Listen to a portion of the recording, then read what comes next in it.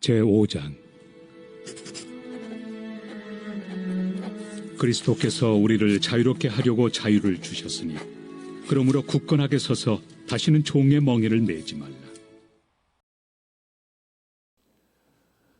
저희 아버지는 당뇨를 가지고 계십니다. 원래 당뇨가 없으셨는데 연세가 드시면서 몸의 기능이 좀 떨어지셨는지 당뇨가 생기셨죠. 거의 10년 가까이 당뇨를 가지고 계셨는데 저희 어르신이 당뇨병을 좀 무시했었습니다. 그래서 자신이 스스로가 당뇨병 환자라는 것을 잘 잊곤 했었습니다. 최근에 어떤 잡지에서 들은 이야기인데, 당뇨가 있으신 분들 가운데 전부는 아니겠지만 대부분이 자기가 당뇨병 환자라는 사실을 잘 잊는다고 합니다. 그리고 이 당뇨병을 잘 무시하는 경우도 꽤 있다고 합니다.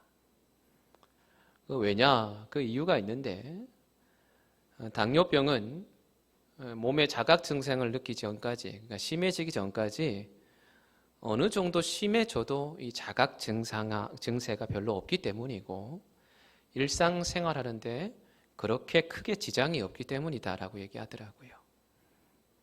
그러나 이 당뇨라는 것은 자각 증세가 생기면 무섭도록 그 병이 몸속에 아주 곤란을 많이 일으킨다고 합니다. 그렇기에 합병증도 오게 되죠. 그 합병증 여러분 다 아시잖아요. 누구는 시력을 잃기도 하고 누구는 손, 발을 자르기까지도 합니다. 당뇨병은 참 무서운 병인 것 같아요. 저희 어르신도 당뇨병에 있다가 암 수술을 하고 나셔서 이 당뇨에 대해서 좀 무서워합니다. 암 환자들이 대부분 식사를 조심하기 때문에 그리고 몸무게도 줄기 때문에 당뇨가 거의 사라지기는 하셨지만 혹 몰라서 더 조심하고 계시죠. 근데 여러분, 아이러니하게도 이 당뇨라는 병은요, 저개발국이나 개발도상국의 이런 나라에서는 못 사는 나라죠. 그런 나라에는 당뇨가 많지 않은 병이랍니다. 국민소득이 높은 그 선진국이라는 나라에서 더 많이 생기는 병이라고 얘기를 해요. 우리나라 더 소득이 높지 않고 가난했을 때는 그다지 많지 않았던 병이 바로 당뇨였습니다. 그러나 소득이 높아지면서 우리나라도 당뇨병 환자가 정말 많이 생기게 되었었죠. 물론 모두가 다 이렇게 잘 살아서 혹은 부암으로 인해서 잘 먹었기 때문에 당뇨에 걸렸다, 이 말에는 제가 동의하지는 않지만 그래도 가난하여 잘 먹지 못할 때는 없었는데 부유해지면서 이 병이 통계적으로 늘었다는 것을 보았을 때는 소득이 높을수록 당뇨라는 병이 더 많이 생기는 것은 의심할 여지가 없다라는 것입니다. 그걸 보다가 문득 마태복음 11장 28절의 말씀이 떠올랐습니다. 말씀에 이렇게 기록되어 있습니다. 수고하고 무거운 짐 진 자들아 다 내게로 오라. 내가 너희를 편히 쉬게 하리라. 이 말씀을 예수님께서 우리에게 하셨던 말씀인데요. 예수님은 수고하고 무거운 짐진 자들을 부르셨습니다. 근데 여기서 예수님은 가난한 자들을 부르셨던 것일까요? 아니면 부요한 자들을 부르셨던 것일까? 혼자서 제가 말씀을 묵상하는데 많은 사람들이 본문의 이미지상 수고하고 무거운 짐진 자들을 부르신 것은 가난한 자들을 위해 부르신 것이 맞다라고 이해를 하십니다. 왜냐하면 수고하고 무거운 짐은 가난한 자들에게만 있고 부한 자들에게는 없다고 생각하는 경향이 있기 때문이죠. 그래서인지 우리 기독교의 역사를 쭉 훑어보면 기독교의 발전 역사 가운데 대부분이 고통 가운데 혹은 가난 가운데 혹은 노예 생활 가운데서 기독교의 뿌리가 더욱 깊게 내린 것을 볼 수 있게 된다는 거죠. 그러나 여러분, 마태복음 11장 28절의 이 말씀은 어떻게 한 사람의 혹은 특정 대상에 한정지어서 하신 말씀은 아닙니다. 수고하고 무거운 짐을 지고 고생하는 것은 가난한 자들에게도 동일하게, 또 부요한 자들에게도 동일하게 똑같이 적용되는 말씀이죠. 이게 무슨 말일까 생각이 드실 수 있겠지만, 여러분, 가난이라는 것은 제가 생각하기에는 짐인 것 같아요. 가난은 참 무겁고 부담스러운 것 같아요. 저도 가난을 겪어보았기 때문에 더 그런 것 같습니다. 그래서 가난이 예전에는요, 불행이라고 생각했었습니다. 그런데 가만히 생각해 보니 이 가난을 불행이라고 생각하니까 심각한 문제가 발생이 되더라고요. 왜냐? 가난이 불행이라면 그건 이와 반대되는 개념인 부함은 행복이 되기 때문입니다. 근데 여러분, 정말 부함이 행복이 되던가요? 당뇨병이 부한 나라, 국민소득이 높은 나라에서 더 많이 일어나는 걸 보면서 정말 부함이 행복한 것일까 의문을 가지게 됩니다. 저도 제 스스로가 가끔 지금의 저와 과거의 저를 비교해 봤을 때, 사실 과거는 제가 더 많이 가난했고 지금은 예전보다는 더 잘 살죠. 그러나 뒤돌아보았을 때에 과거보다 더 행복하지 못하고 있는 저를 종종 발견하게 됩니다. 제가 한번 말씀드렸지 않았습니까? 찬양 가운데 그 어디서나 하늘나라, 이 찬양 참 제가 즐겨 불렀는데, 근데 돌아보니 이제 그 찬양을 잘 안 부르게 되더라고요. 과거에는 힘들었고 아팠고 또 참 내 인생이 왜 그럴까 이렇게 생각했을 때는 그 찬양은 위로가 되고 힘이 되고 너무 그 찬양 부를 때 행복했는데, 지금 그 동일한 찬양을 불렀을 때에 행복감이라는 것이 제게는 잘 없더라고요. 그래서 지금의 저를 생각했을 때 과거가 비교해보면 당연히 부함이라는 것은 행복해야 되는데 이게 결코 행복으로 이어지지는 않는구나라는 생각이 들었어요. 가난이 불행이라면 부함은 행복이 되어야 되는데 그렇지 못한다라는 거죠. 혹시 모르죠, 여러분.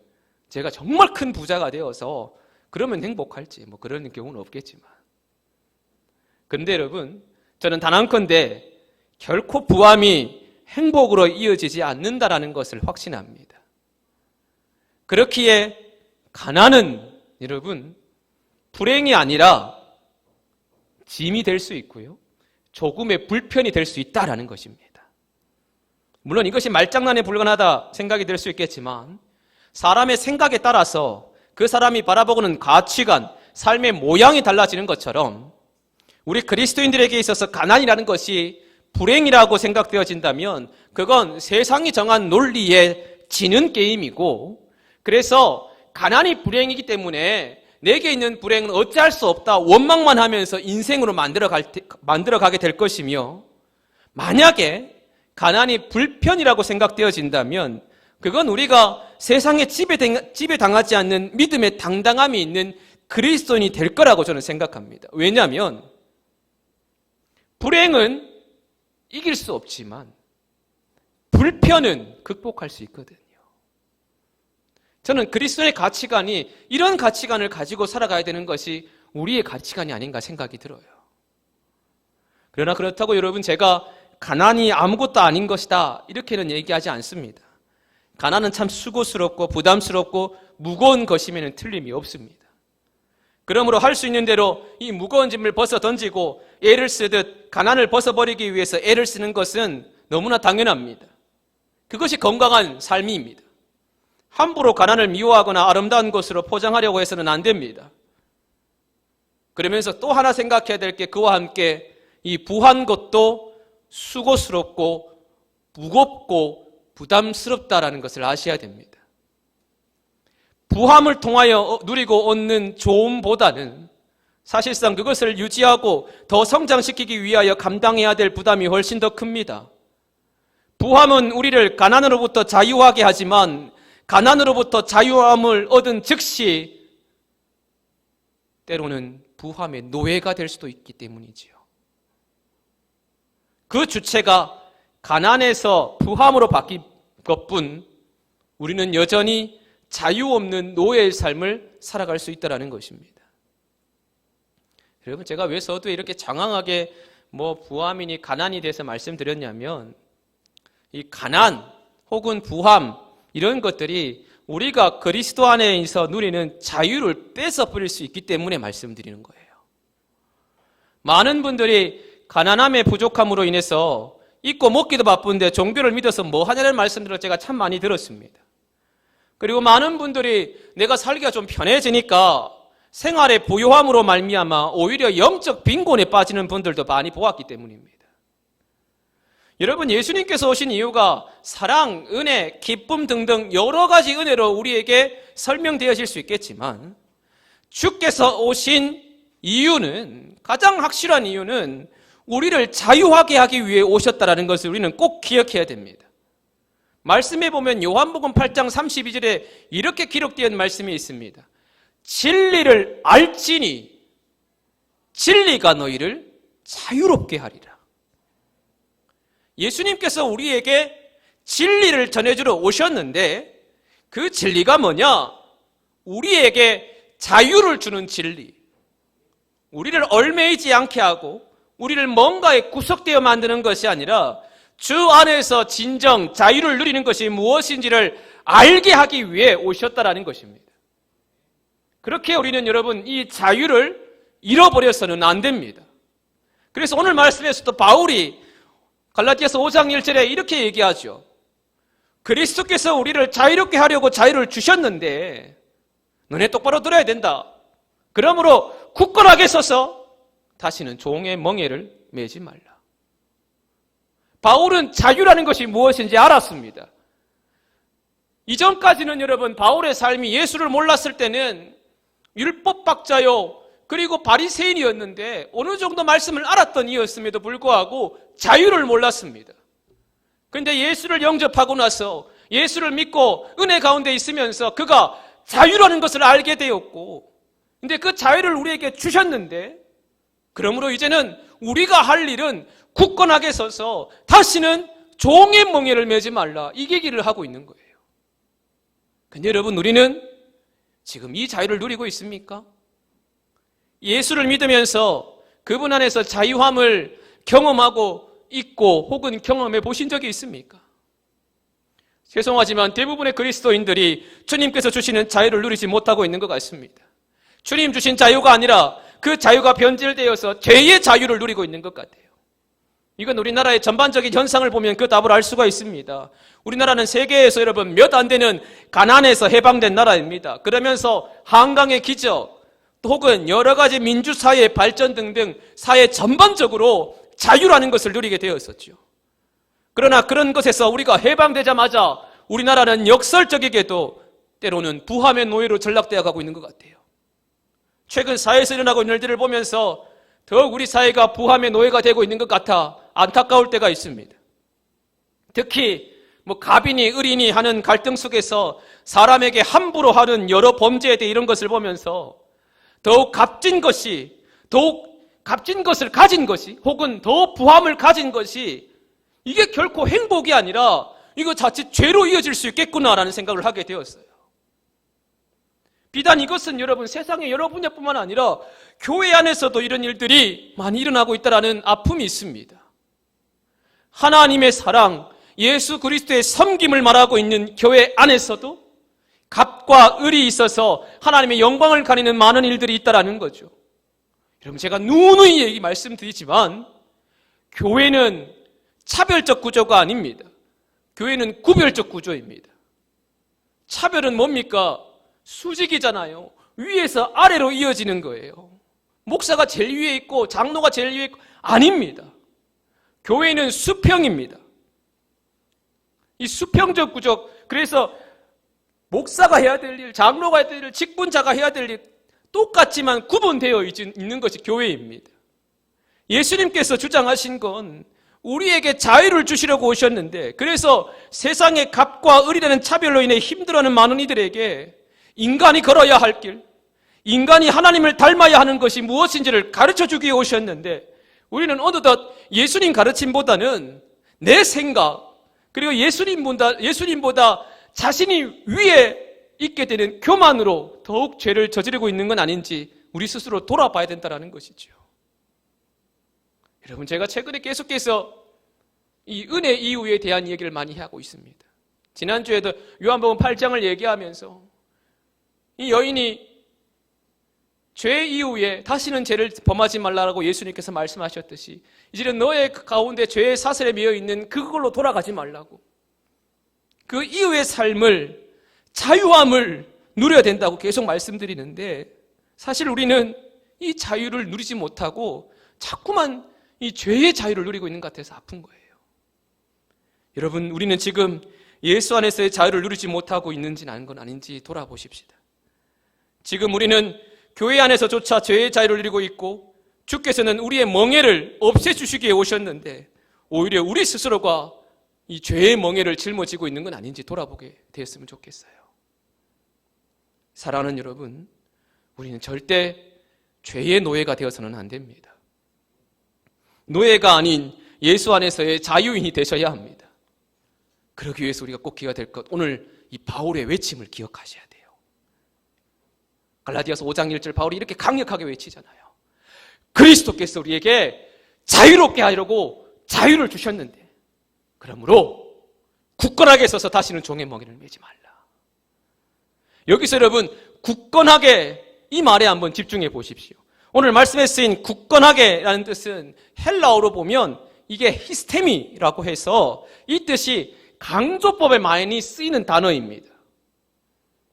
그러니까 확고히 서다 혹은 지속적으로 버티다, 이 뜻을 가지고 있어요. 히스테미가. 그러니까 바울은 지금 이 단어를 어떤 어조로 이야기하냐면 굳건하게 서서 뭐뭐 했으면 좋겠다. 목소리가 너무 간사한가요? 뭐 이런 게 아니에요. 지금 바울이 얘기하는 거는. 철자 하나 정말 강력하게 찝으면서 너 바로 서야 해. 확고히 서야 해. 끝까지 버텨야 돼. 지금 갈라디아서는 그렇게 적고 있는 거예요. 다시 종의 멍에를 매지 않았으면 좋겠어. 너가 죄로 돌아가는 것이 아니라 예수를 믿고 자유를 누렸는데 그 자유 안에서 더 풍성한 자유를 누리며 살아가야 돼. 이 얘기를 지금 바울이 얘기하고 있는 거예요. 무엇에 확고히 서야 되고 무엇에 우리가 버텨야 되는가? 종의 멍에에 매지 않기를 바라는 마음. 내가 예수 그리스도를 통해 구원을 받고 말씀이 우리 안에 들어와서 우리가 예수를 믿게 되었더라면 이제부터 나는 자유인이다. 이제부터 나는 하나님의 사람이다. 이제부터 나는 하나님을 아버지라고 부르는 주님의 자녀이다. 이 자유함을 우리가 굳건하게 쓰고 지켜야 된다는 거예요. 저는 여러분 이것을 그리스도인의 정체성이라고 부르고 싶어요. 여러분, 정체성이 얼마나 중요합니까? 이게 말은 쉽지만 참 이게 어려운 단어잖아요. 예를 들어 이런 겁니다. 나는 누구인가? 이 질문이잖아요. 정체성이 뭡니까? 했을 때. 유아기 때는 여러분 아동 발달 이런 거 보면 유아기 때는 자기가 남자인지 여자인지 모른대요. 스스로가 인지하지 못하잖아요. 근데 아동기 들어서는 스스로가 남자, 여자 이렇게 구분하게 되잖아요. 그리고 청소년기에 들어서는 자기가 어떤 존재인가에 대해서도 의문을 느끼게 되잖아요. 자신의 뿌리가 무엇이고 자기를 결정짓는 환경이 무엇인지 생각하게 된다는 겁니다. 그러면서 이 정체성이 잘 확립되지 못한다면 만약 부정적인 정체성을 가지고 있는 그런 인생이 되면은 그 인생 자체가 어려움 가운데 쓴뿌리가 나는 인생이 될 수 있는 소지가 많다라고 얘기합니다. 실제로 감옥에 가신 분들도 가만히 그 심리학자들이 가서 연구해 본 그 논문 이런 걸 보면요. 감옥에 있는 대부분이 이 정체성이 특히 아동기나 청소년기에 정말 소중하게 다뤄야 될 그 정체성을 잘 확립하지 못해서 폭력이나 아픔이나 버려짐이나 이런 것들 때문에 이게 쓴뿌리가 되어서 참 많이 그 인생 가운데 어둠이 있으신 분들도 참 많다고 얘기를 해요. 저는 그 생각을 하면서 그런 생각이 들었어요. 우리 그리스도인들에게도 그러면 정체성이 필요할 텐데 우리 믿는 자들의 정체성은 지금 어떠한가? 우리의 정체성이 지금 잘 확립되어 가고 있는가? 잘 정립되어 가고 있는가? 만약 여러분 이 시간에 우리의 정체성을 잘 모르겠다면, 그리고 아직 정립이 되지 않았더라면 우리의 정체성이 지금부터라도 예수 믿으면서 예수 그리스도를 통한 확실한 정체성을 확립할 수 있는 그런 시간들을 여러분들이 지금 그리고 앞으로 가져줬으면 좋겠어요. 이건 여러분 나이가 많고 적고가 아닙니다. 정체성을 가지십시오 해서 지금 내 나이가 몇인데 정체성을 가지냐 이런 질문이 아니잖아요. 교회를 오래 다녀도 자신의 정체성을 모르는 사람이 너무 많아요. 우리의 정체성은 여러분 기억하십시다. 죄의 노예가 아니에요. 우리의 정체성은 하나님의 자녀예요. 주님 안에서 누리는 자유를 누리는 존재예요. 천하보다 귀한 것이 바로 너라고 얘기하는 하나님의 사랑의 자녀가 우리의 정체성이라는 것입니다. 여러분 이것을 어떤 상황 가운데서도 이 정체성을 잃지 않고 이것이 우리 안에 중심으로 잡혀있을 때 우리는 죄의 노예가 아니라 주님 안에서 자유함을 누리게 되는, 그것도 죄의 자유가 아닌, 잘못 해석해서 죄의 자유가 아니라 주님 안에서 올바른 자유를 누리게 될 수 있는 저와 여러분들이 될 것이라고 저는 확신합니다. 그렇게 여러분 이 시간 주님 안에서 자신의 정체성이 바로 정립될 수 있는, 그래서 자유함을, 이게 자유구나라는 것을 경험하고 누릴 수 있는 그리스도인들이 되셨으면 좋겠어요. 여러분 제가 말씀을 준비하면서 그 생각이 들었습니다. 여러분 저는 이 자유가 참 좋습니다. 제가 하나님이 정말 좋은 이유는 하나님 저를 너무 사랑하시고 구원해 주시고 또 은혜 주셔서 너무 감사하긴 한데 그와 함께 하나님이 나에게 자유를 주셨기 때문이에요. 성경을 가만히 보면 하나님은 태초부터 우리를 창조하셨을 때 자유인으로 창조하셨어요.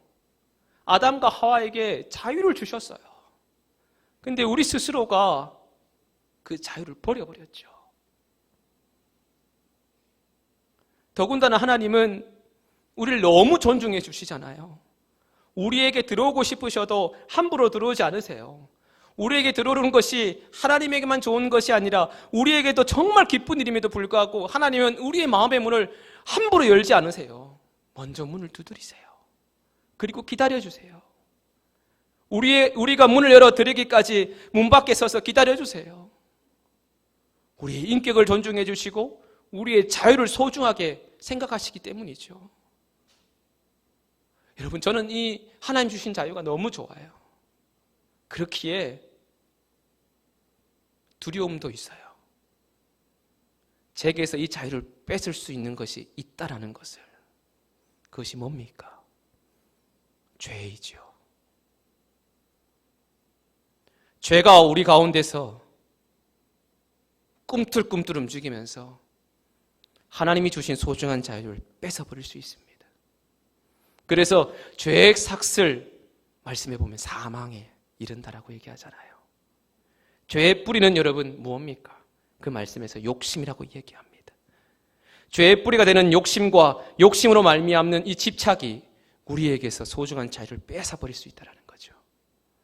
저 또한 돌아보면 욕심으로 인한 집착으로 정말 참된 것을 주신 그 주님께서 주신 그 자유를 누리지 못한 적도 많았습니다.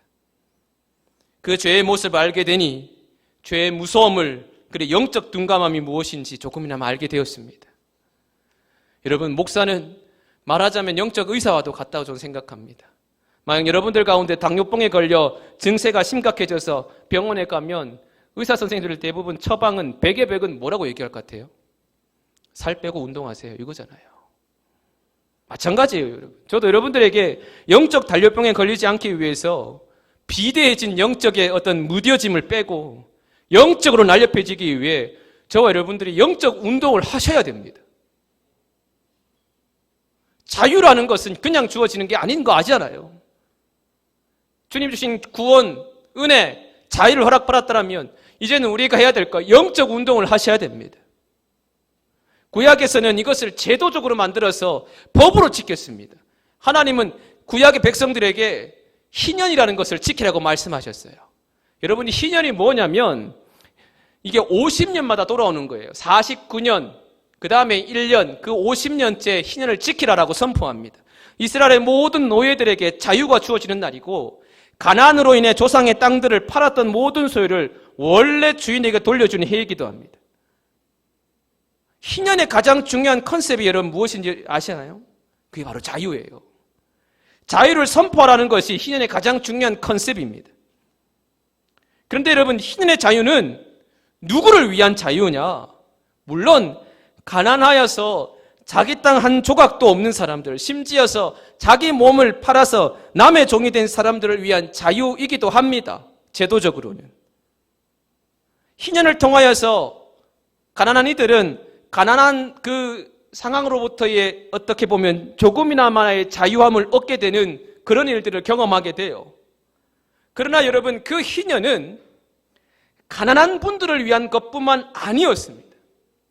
희년의 자유는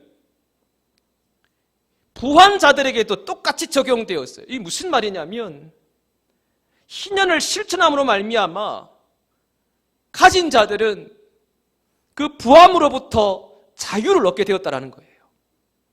돈과 물질로부터 해방하게 되었다는 거예요. 어떤 의미에서 보면 가난과 노예로부터 자유를 얻은 사람보다 더 크고 귀한 자유를 얻었다고 할 수 있어요. 즉, 그 인생이 돈과 물질에 집착하고 돈과 물질에 있는 그런 인생이 아니라 하나님께 영광이 되는 일이 무엇인지를 알게 되고 삶에서 진정한 자유가 무엇인지를 희년을 통해서 배웠다라는 겁니다.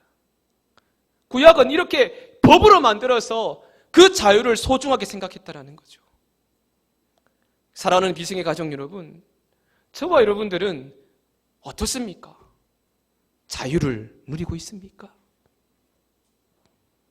예수 안에서의 자유, 그리고 예수 안에서의 자유가 내가 가난이든 부함이든 그런 거에 상관없이 우리가 과연 누리고 있느냐?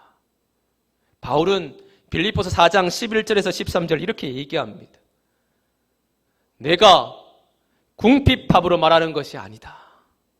어떤 형편이든지 나는 자족하기를 배웠고 나는 비천에 처할 줄도 알고, 비천이란 말 가난이잖아요. 풍부에 처할 줄도 알아. 모든 일, 곧 배부름과 배고픔과 풍부와 궁핍에도 처할 줄 아는 일체의 비결을 배웠다. 그런데 그 비결 가운데 그 비결이 무엇이냐? 바로 내게 능력 주시는 자 안에서 내가 모든 것을 할 수 있다라는 비결. 여러분, 이 말씀은 내게 능력 주시는 주님 내게 능력이 막 탁월하다 이런 의미가 아니에요. 어떤 상황이든지 간에 나는 자유할 수 있다라는 거예요. 어떤 상황이든지 간에 나는 자유함을 누릴 수 있다라는 거예요. 사랑하는 여러분, 바울은 이것을 경험하면서 예수 안에서의 자유가 무엇인지를 정말 똑바로 알았습니다. 저와 여러분들도 주님 주시는 그 자유, 죄의 노예가 아니라 하나님의 자녀다라는 것을 우리가 깨닫고 우리가 앞으로도 이 자유함을 누리기 위해서 영적 운동을 할 수 있는, 그래서 날마다 우리의 발걸음이 뭔가에 얽매여 있는 발걸음이 아니라 주님 안에서의 자유를 누리고 자유함 가운데 살아가는 저와 여러분들의 삶의 모습이 되시기를 주의 이름으로 축원합니다. 우리 이 시간 이 찬양을 같이 한번 불렀으면 좋겠어요. 죄에서 자유를 얻게 함은 이라는 찬양인데요. 이 찬양을 가만히 묵상해 보면 정말 힘있게 찬양이 되는 것 같아요. 어떻게 이 찬양을 참 만들었을까, 고백할까, 참 대단한 것 같아요. 죄에서 자유를 얻게 함은 보혈의 능력, 우리의 능력이 아니라는 거예요. 보혈의 능력이라는 거예요. 주의 보혈, 시험을 이기고 승리하니 참 놀라운 능력이라는 거예요. 주의 보혈 능력 있고 주의 피 믿고 주의 보혈 그 어린 양이 매우 귀중한 피로다. 우리가 주의 은혜로 자유함을 누리게 되었음을 고백하면서 우리 이 찬양 같이 우리가 함께 불렀으면 좋겠습니다.